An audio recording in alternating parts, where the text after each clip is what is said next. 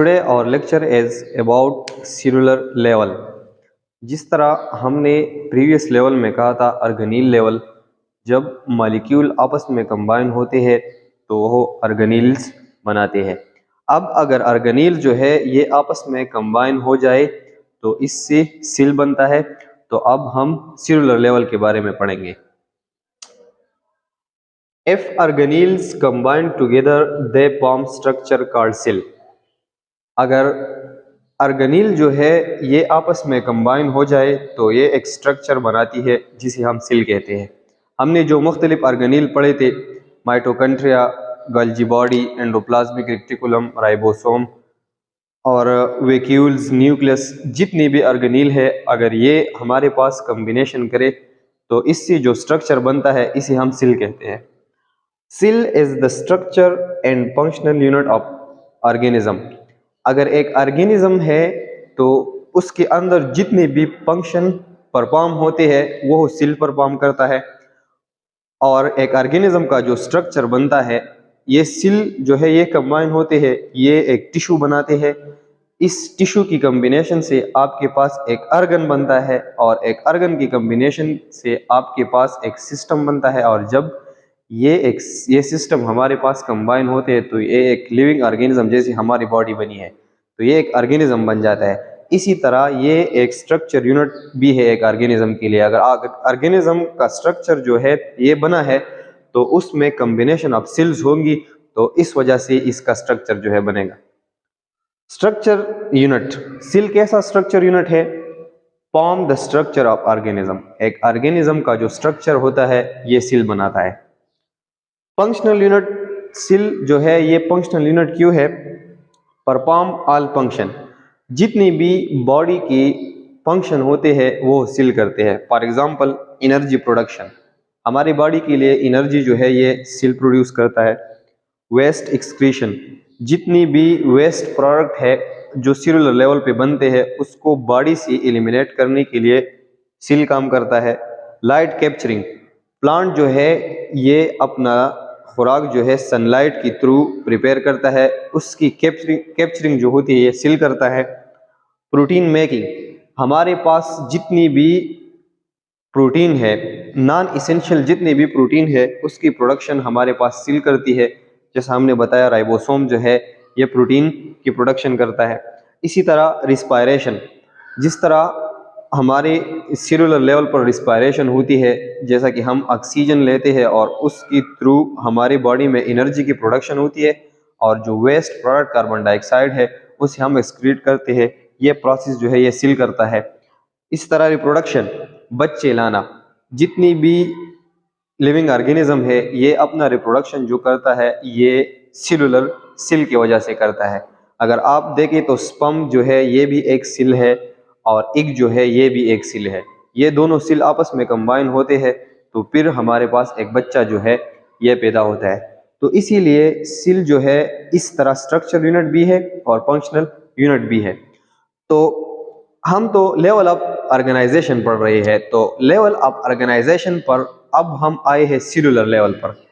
तो cellular level पर हमारे पास 3 टाइप ऑफ ऑर्गेनाइजेशन पाए जाता है।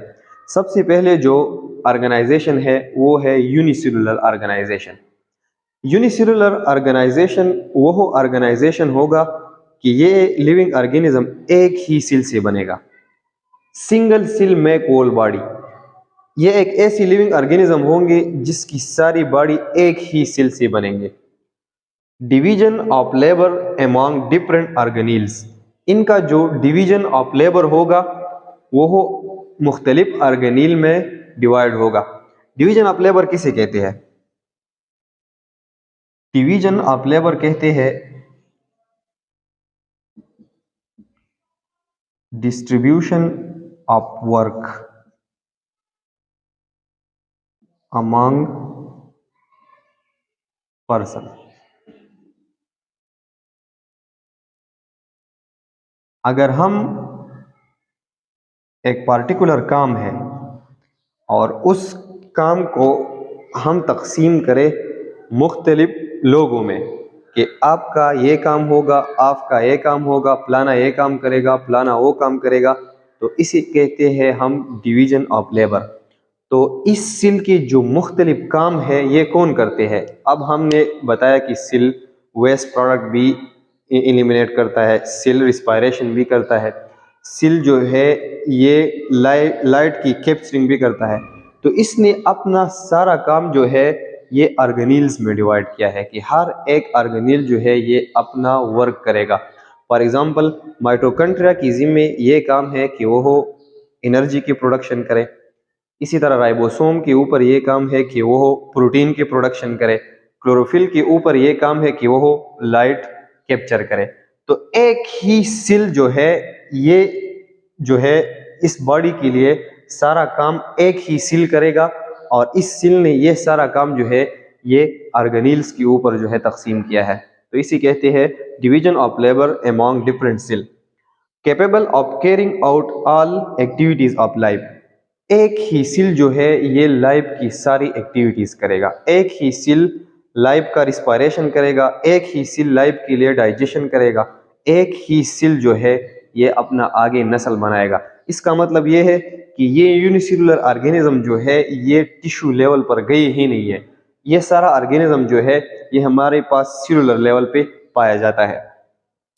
फॉर एग्जांपल लाइफ की रिस्पायरेशन जो है एक ही सेल रिस्पायरेशन भी करेगा, डाइजेशन भी करेगा, एक्सक्रीशन भी करेगा। वेस्ट प्रोडक्ट को एलिमिनेट करने को हम एक्सक्रीशन कहते हैं।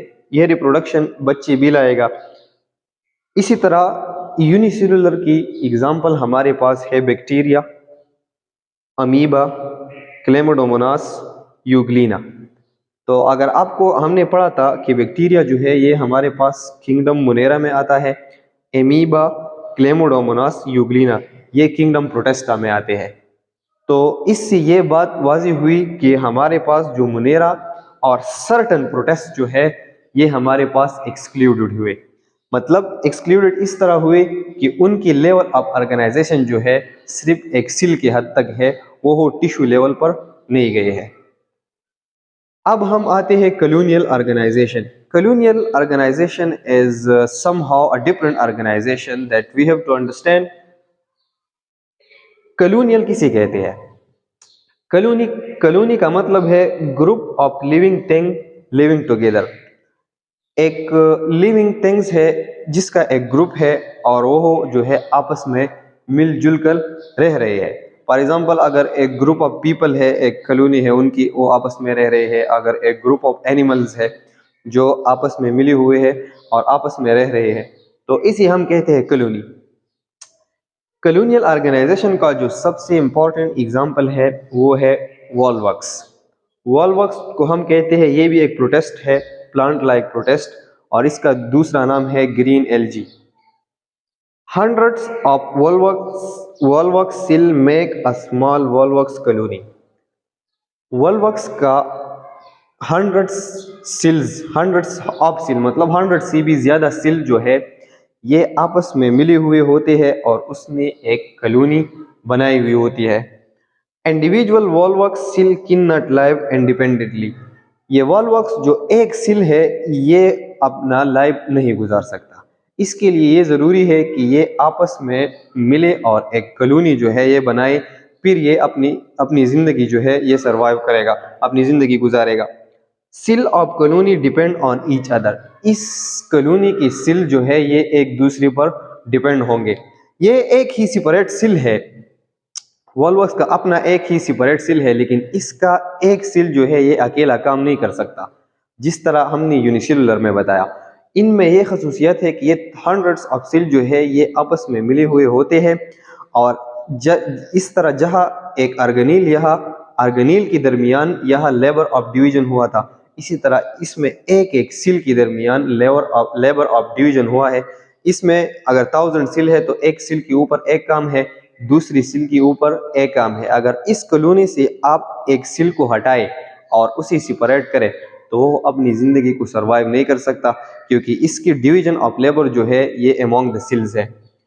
Among the cell some are specialised for mobility. इसी कॉलोनी में एक सेल होगा जिसमें यह सलाहियत होगी कि वो मोबिलिटी करेगा, हरकत करेगा, इस सारी कॉलोनी के लिए हरकत का काम करेगा। सम फॉर रिप्रोडक्शन, कुछ सेल्स इसमें ऐसे होंगे जो रिप्रोडक्शन का काम करेंगे, जो बच्चे के लिए बच्चे लाएंगे उसके लिए मुख्तसस होंगे।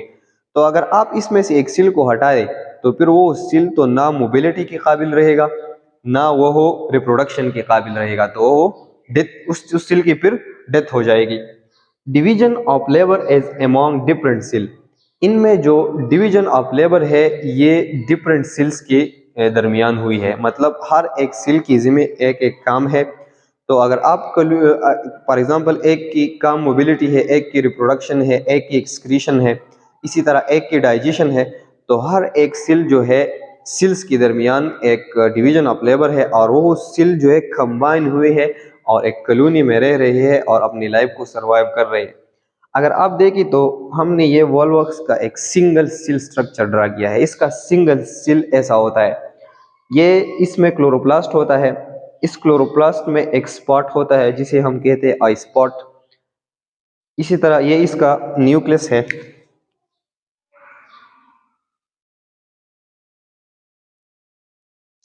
है, ये इसका वैक्यूल है और इस स्ट्रक्चर को हम कहते हैं फ्लैजिलम। फ्लैजिलम सेल का वो स्ट्रक्चर है जिसकी थ्रू एक सेल जो है ये मोबिलिटी करता है, ये स्पाइरल मोशन करता है और इसकी तरह सेल जो है ये हरकत करता है, मोबिलिटी करता है। तो वॉलवॉक्स का सेल जो है ये इसी तरह सरवाइव नहीं कर सकता, अगर आप इसी तरह अकेला छोड़ दे तो ये इसकी डेथ हो जाएगी। वॉलवॉक्स जो है ये अपने लिए एक कॉलोनी बनाती है।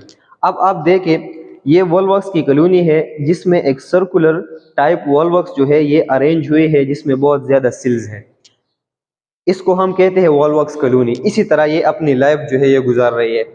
फिर अगर ये कॉलोनी जो है अगर इन सेल की डेथ होने वाली है तो ये सेल जो है ये अंदर अपने छोटे छोटे सेल बच्चे मजीद पैदा करता है। फॉर एग्जांपल इसने यहाँ ये डॉटर सेल बनाई, डॉटर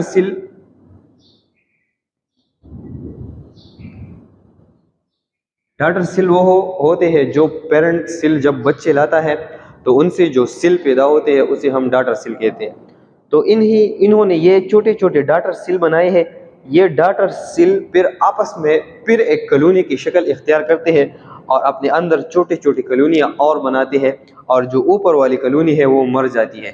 तो इसी तरह इनका लाइफ साइकिल जो है ये कंटिन्यू रहता है। ये अपनी कॉलोनी के अंदर जो है नए बच्चे पैदा करता है, फिर वो नए बच्चे आपस में मिलते हैं, एक नई कॉलोनी बनाते हैं। इसी तरह इनका जो रिप्रोडक्टिव प्रोसेस है वो चलता है। तो इनका जो रिप्रोडक्टिव प्रोसेस है वो हम डिटेल में पढ़ेंगे।